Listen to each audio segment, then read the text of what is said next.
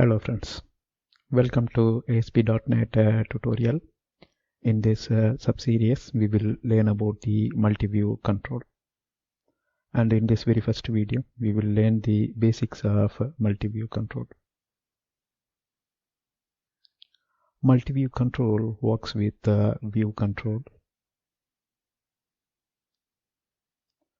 So the control what we are going to learn in this sub-series is a MultiView control, but it will accompany with the view control. MultiView allows paging through its hosted views.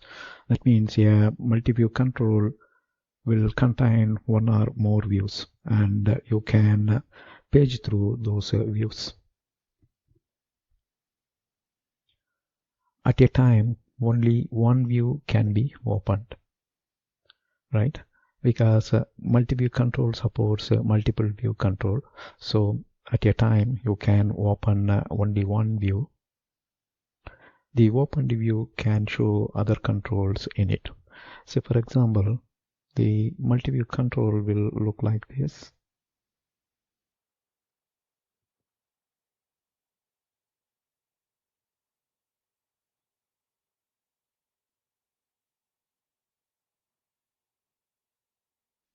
And if you see here, the entire control is called MultiView control.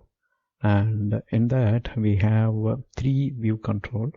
This is view 1, view 2 and view 3, and view 3 is currently in opened state, and it will show the content of view 3. So that's what here we are stating. The opened view can show other controls in it. So here you can have other controls, say for example username, password and a text box, then a login button. So that's the content, right? The opened view can show other controls in it. Other controls, or you can even state other HTML elements in it.